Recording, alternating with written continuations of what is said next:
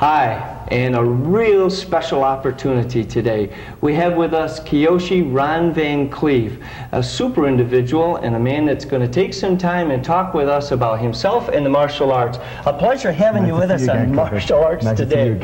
Well, there's just so many things I like to ask, and I like the viewers to have an opportunity to hear. But let me start right at the beginning. How did you get involved in the martial arts? I trained in jiu-jitsu as a child in Brooklyn, New York. I was 14 years old. I studied under Moses Powell. All right. He's a 9th Dan in jiu-jitsu. All right. So from jiu-jitsu, now the name of your school now, the University of Martial Arts and Science. The University of Martial Arts and Science. From the jiu-jitsu training, how did you end up here? Well, I started jiu-jitsu in 1956. I trained from 56 to 59 with Master Powell and Sensei Ron Duncan and Shotokan. I joined the Marine Corps in 1960. I went to Okinawa. Okay. And I studied the Okinawan arts, and from there I went to the Philippines, Vietnam, and then Thailand. All right. You've had a lot of experience actually training in martial arts, the variety of the martial arts in other countries then too. Well, I've studied in Hong Kong, Japan, Philippines, mainland China, Taiwan, Singapore, most of the Asian forms. All right. I've studied. See, it's amazing. There's just so many people out there that have seen you in movies and know of you through articles and magazine layouts and so forth, but don't know that you've been that worldwide and that much, or have had that much of an opportunity to get out. Did you notice any difference in the martial arts trainings from one place to the other? There's a great difference between the training in the Orient and in the United States. All right. There is a total lack of respect in the United States the way martial arts is taught. It's taught like tennis or any other sport. And the difference is the martial arts is a science. It is a military science, and I think it should be taught that way, as a science. We must teach philosophy, we must teach psychology, anatomy, physiology, and those sciences are very important. They play an integral part. Because the mind is 80% of the art. Yes. 20% is the physicalization of what we do. Yes, that's right. I think I've heard the 80%, 20, many times. A couple of people that I know, and I myself sometimes lean towards it being 90% mental. Sometimes. Yeah, I think without the mind, the body cannot function. The body cannot function, and I think that's key. And the mind, the subconscious and conscious mind, to unify the two with a self-discipline is through the sciences. Of course. That's great. Do you believe, now from what you just said, there are more and more martial arts schools, I think, in the United States recognizing this. Do you think there are some that are trying to find the path to a more traditional form? Yes, the real way. There are many traditionalists left, like yourself, Ed Parker, Sensei Urban, Leon Ting, like that. That's great. But basically, it's not taught properly in the United States. Yeah. There's too much emphasis in the kickboxing. Yeah. And I think kickboxing is false. Yeah. It's not karate, and it's not kickboxing. I've kickboxed in the Orient, in Thailand, and in Hong Kong, where it originated. And the rules, the regulations, the requirements, the qualifications are quite different. Yeah. Well, I think one of the key things, and I'll just share a thought as we're talking, because is that the martial arts was designed for everybody. Yes. Male, female, young and old. Everyone. Everybody. And when you get into what we call the sport karate, the showman aspect, the Roman arena aspect, you lose the flexibility for the arts to apply to everybody at all ages. And you lose the real essence of the form. Yes. It's not strictly a form of how to knock someone out. Yeah. It is how to develop yourself as a human being during your human development cycle. Right. That's great.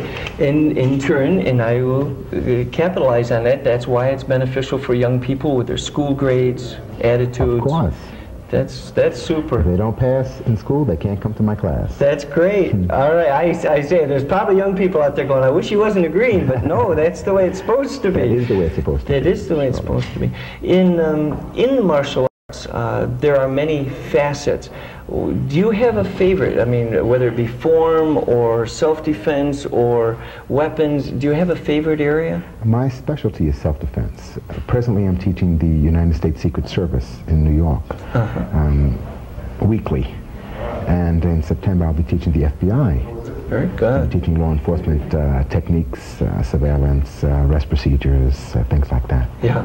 Okay. Well, in the self-defense aspect, and I've pointed this out, is really like the culmination of the training. Yes, the kata, the free fighting, everything becomes blends in self-defense together into the self-defense. Yeah. Sure. Yeah, that's good. It's like a table is self-defense, and the kata is the wood and the legs. And yeah, and you get the glue is from the mental sweat, and the sanding down is from another, and they all blend together. Yeah. That's right, and it all blends together. In your endeavors to date, you've done many things, movies, videotapes, things along that line. Do you find that they have helped the martial arts? Have they gone full circle and helped you and your students? Yes, they have. My most interesting project has been a series of books that I've written called the Ron Van Clief Guidebooks. Yeah. And it's white belt, green belt, purple belt, brown belt, belt, all the way up to instructor. These have been my most valuable contribution, I think, to the martial arts. That's good. Because they will be around long after we're dust. Yes. And that's very important. Yes. Martial arts knowledge was passed by sensei to teacher and sensei to student. Yes. And that was it. Yes. Now it's documented. It's real. Yes. It's real. That's right. Without textbooks, it's not real. Yeah. Without it. Limited knowledge. That's right. And we still need a person to interpret. But without that foundation, you don't have a thing. If you don't have the ABCs. That's right. That's great. No XYZ. I think there's a lot of people that believe the same thing, that realize that the martial arts, the true essence of the martial arts, is not just obtaining the knowledge, but passing it on. That's right.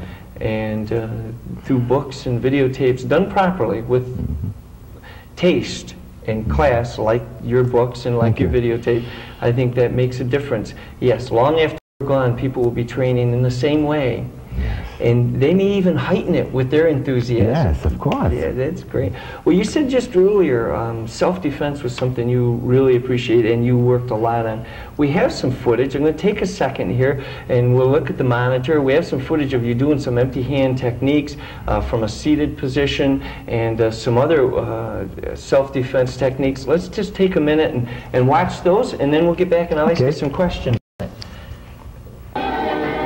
We're fortunate enough to be on location at one of Master Ron Van Clief's working seminars. He was one of the first martial artists to put out an instructional aerobics karate tape, also known for his parts in many karate movies, such as The Death of Bruce Lee and, most recently, The Last Dragon, in which he also did choreography for that movie and the martial arts scenes. Let's watch his demonstration of the Chinese martial arts and then talk with him about some of his future plans.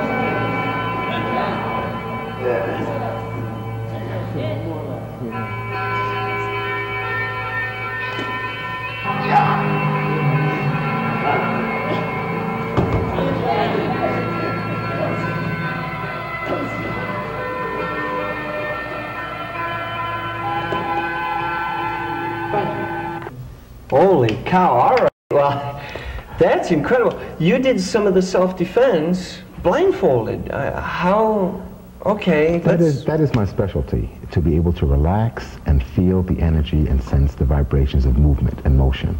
All right. So you actually sense the presence. Surely. See, now I know that, and I'm going to ask some almost lay-oriented questions because I understand what you're saying, but we see it in movies, and the people at home don't believe many times that you can feel somebody else's presence. Of course you can. And you can. Of course. I always suggest to them that it's like if they're in a dark room, they can feel that there's somebody else in the room with them. Without a shadow of a doubt. And when they're coming up to you, even though there's other people in the room, you can sense who's closest and who's the aggressor. Of course. I practice blindfolded almost every day. I kick the heavy bag and I kick the dummies and pads and things. See, people don't understand that's really done. That's super. Sparring blindfolded is quite interesting also. Yes. Now I've done kicks. I will share that I've done kicks blindfolded on the bag, but I've never sparred blindfolded. Beautiful. That would be extremely interesting. Beautiful. That's great. Now, from the self-defense aspect, I'm watching your techniques, and I see a lot of different styles, different schools doing self-defense. Yours has a real circular rhythm to it. Any particular country? Well, I lived in Hong Kong for 7 years, and I studied the major Kung Fu styles. So that's 10 prominent styles. Got that flow. Snake, tiger, leopard, monkey, Wing Chun, Pak Mei, white eyebrow. All right. The different Shaolin forms. So you denote most of what you're doing to that flow from Hong Kong. That circular flow, and you do it so gracefully.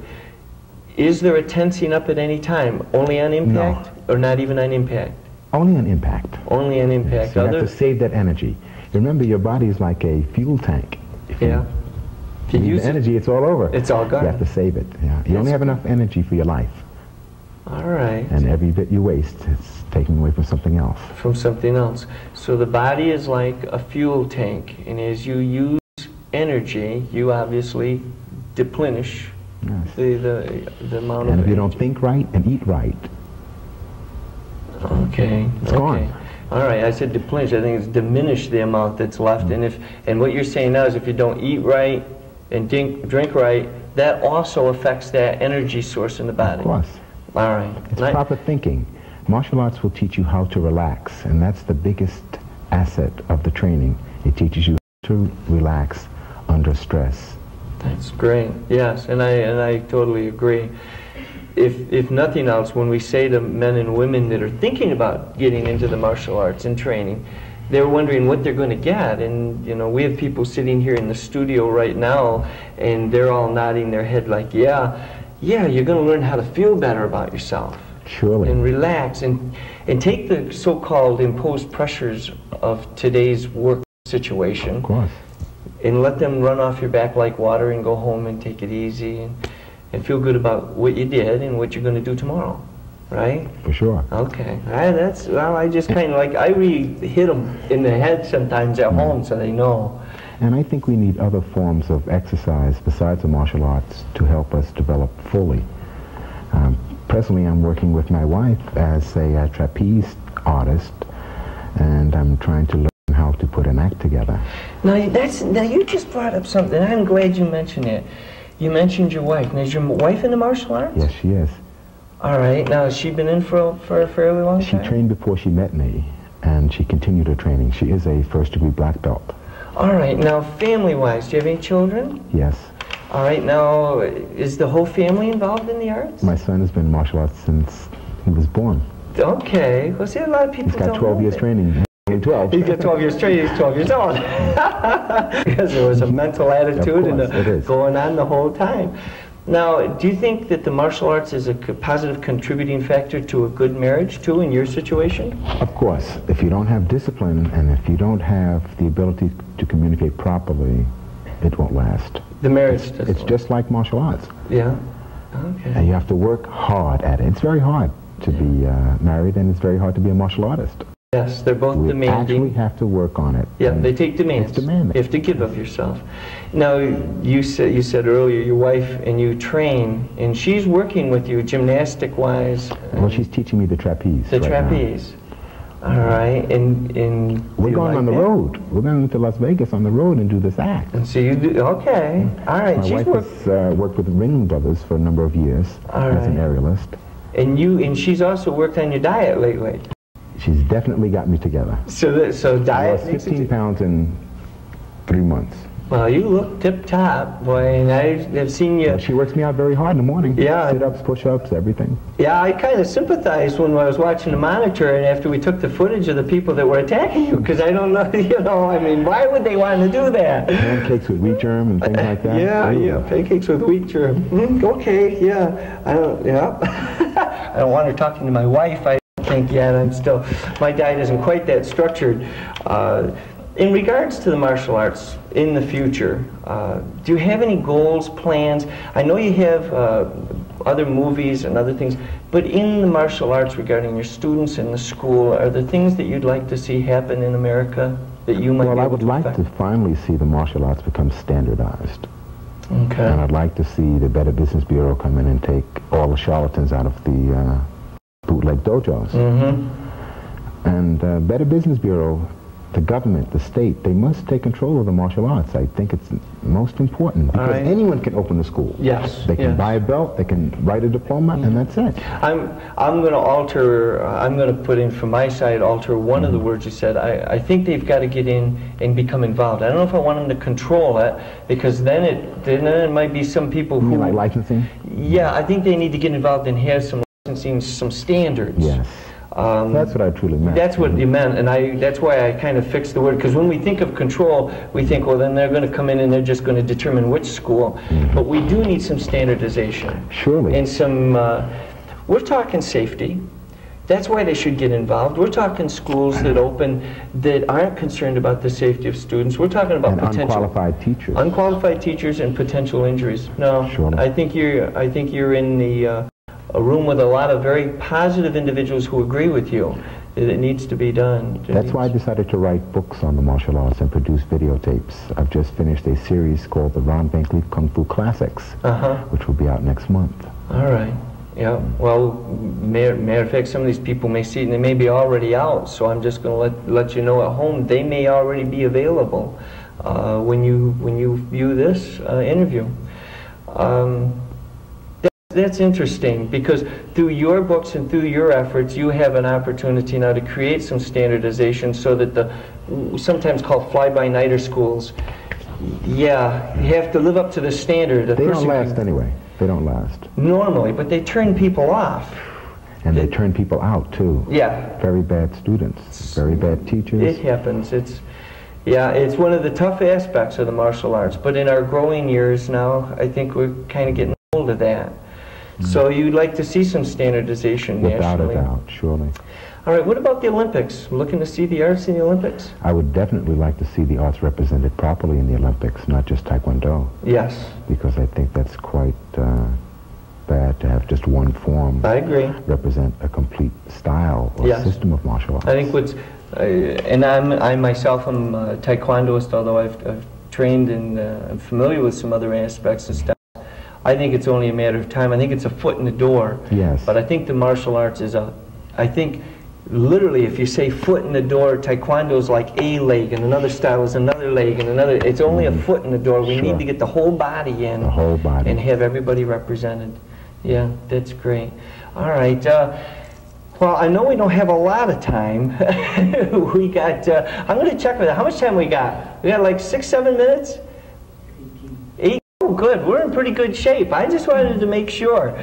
Let me cover one other aspect. Sure. In regards to the movies, now you've been in a couple of different movies over the years. Was there any that you liked more than any of the rest that was just your favorite? Because I just wanted to touch on... Well, I enjoyed making The Last Dragon. I was the martial arts choreographer, and the star Taimak is my student from the age of 10 years old. Yeah? And what was why did you like it? It took martial arts to a different plane. It not only gave it the action that it is, but it gave it a comedic everyday look, which was quite beautiful. Yeah. Quite beautiful, and gave the real essence of martial arts, why we study. Yeah. And that's quite beautiful. Normally it's just chop sake, you see all the fights and everything. It doesn't make sense. Yeah. But the script was well done. We're presently getting ready to do Last Dragon 2. Okay. And that Last Dragon, yeah, that was a real super super movie, and he's just extremely... He almost came with us, but he missed the train this morning. Oh dear, he's just a super individual. He's just got a lot of potential. But you've led the way. See, you cut the path for a lot of these people. You said you did the choreography. You probably were working him every day. Oh, yeah. Yeah. For a year before we started the film. All right. See, a lot of people think the movies, they look at the karate movies and they figure, like, well, they just put it together. No, and there's a lot of training going on. A lot of training. I mean, we rehearsed 6 months before the film started. Okay. I trained all of the actors in the martial arts. Yeah. I designed all the fight scenes. I designed all the stunts. And so actually, now, you've authored and written books. You've done videotapes. You've been in movies. You've traveled the world. You lived in Hong Kong for 7 years. You've studied many styles in the Chinese style. And you've assisted in producing and done the choreography in movies, and you starred in movies. I think you've really done the gamut. Is there any area that you yet want to touch? I'd like really to get the martial arts into the school system. That's great. As a phys ed course. I think that would be very important for us as martial artists and for the kids and for our country. Yeah. Because if we can build the discipline in the schools, in Japan, Hong Kong, Korea, they teach martial arts in elementary school. Yeah. It is mandatory to take this course. Yes. And I think it's a very important reason why the Orientals are ahead of us in the computer race, designing these small cars, because they have extra discipline. Yeah. And that's what martial arts gives you. It gives you extra discipline. You become super normal. Yeah, it's incorporated right in their phys ed program. Yes, sure. As a standard aspect. Even the car factories have a half hour at lunch to practice Tai Chi. And that's unbelievable. Yeah, yeah, yeah. Now, if you said that here in the United States, hey, I need a cigarette, I don't want a beer, my ham sandwich. Yeah, hey, this is a break, this is work time. Yeah. All right, yeah. Yeah, that aspect in the public schools. And if it does, if the public educational system in the United States ever grabbed hold of the martial arts or an aspect of the martial arts as a part, they push and they emphasize wrestling still in the public educational system. So we teach them and we educate wrestling. See, what we couldn't do is segment every year, every semester on the martial arts. Yeah, that's a fantastic idea. I know we're running out of time, and I just want to thank you for spending so much time with us. It's been a pleasure, Clief. A pleasure having you on Martial Arts today. Thank you very much. The Martial Arts Today show aired on NBC for 12 years, reaching over 3 million homes in the United States and Canada. Its host, Grandmaster Clifford C. Crandall Jr., traveled to 22 countries covering diverse martial arts styles and events. Grandmaster Crandall is the founder of the American Martial Arts Institute and American Eagle Style. He has made numerous contributions to the field of martial arts, producing instructional videos, books, including the American Eagle Style textbook and the American Eagle Style self-defense DVD. These resources share the American Eagle Style with the world and help its instructors teach its students. In addition to traveling around the world as host of the Martial Arts Today show, Grandmaster Crandall has led several martial arts teams on international cultural exchange tours. In 1994, he coached and led the first American martial arts team to perform by government invitation for the People's Republic of China. The team carried letters from President Clinton, Vice President Gore, and numerous senators and congressmen. The presidential letter was read before each performance. A 30-minute documentary was produced to chronicle the trip and its historic significance. He led similar trips to Russia, Japan, Australia, Italy, and the Caribbean. Grandmaster Crandall has appeared in many martial arts magazines promoting safety and awareness for people of all ages and abilities. He has promoted child safety internationally, is the Central New York spokesperson for McDonald's Corporation, and set a Guinness Book World Record for breaking boards while skydiving as a publicity effort for the need for child safety education. Grandmaster Crandall is also the headmaster of Takenouchi Hanganru Matsuno Crandall, a 300-year-old Iaido style. Grandmaster Crandall's certified position and title were bestowed to him by his late instructor, Headmaster Tsuniyoshi Matsuno, during a traditional ceremony in Japan in June of 2002. Grandmaster Crandall has documented these styles in both textbook and DVD format. Prior to becoming a full-time professional martial artist, Grandmaster Crandall was a superintendent of schools, a high school principal, an elementary school principal, and a classroom teacher in the state of New York. To learn more about Grandmaster Crandall and the American Martial Arts Institute, visit www.amai-eaglestyle.com.